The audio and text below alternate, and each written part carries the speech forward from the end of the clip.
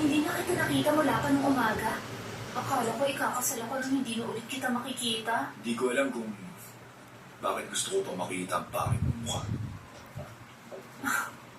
Ang pagsasabi mong mahalaga ako sa'yo ay ginawang maganda ang landas ko patungong palasyo. Matanong ko, kuya, ano nga ba ang itsura ng hari? Bakit mas mahalaga sa'yo ang itsura niya kaysa sa pag-ugali? Huwag kang mag-alala.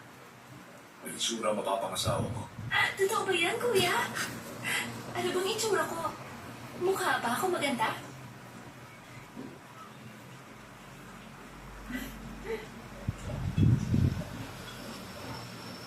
Ang pangit mo. Kung ganun, hindi rin siya magagandahan sa akin. Mas mabuti pang umuwi na lang ako. Matagal ka nang nakita ng hari. Totoo ba yan?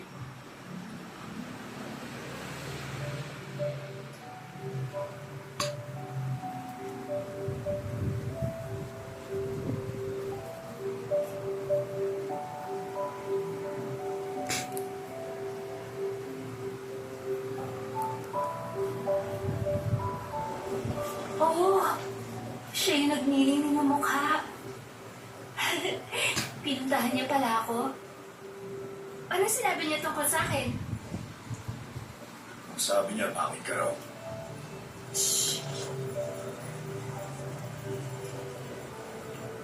Lagi mong bisitahin ang pangit mong kapatid.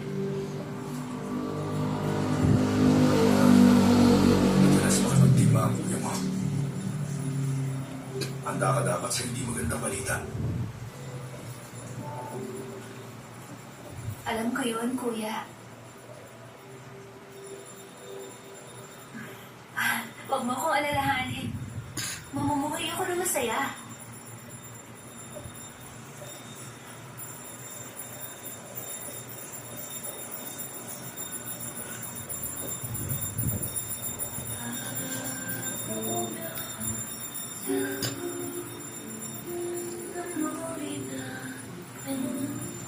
Nandito na po ang kamahalan.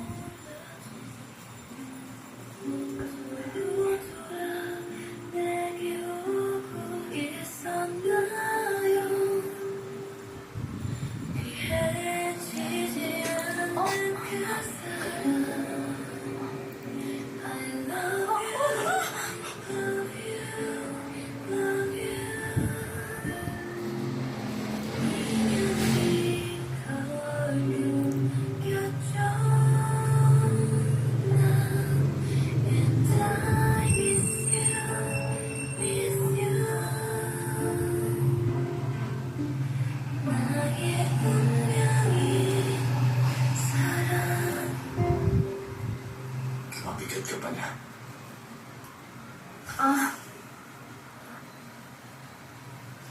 May iniisip kasi akong taong walang puso. Saan ka ba pupunta? Sa inyo po, kamahalan. Ako nang pupunta sa'yo.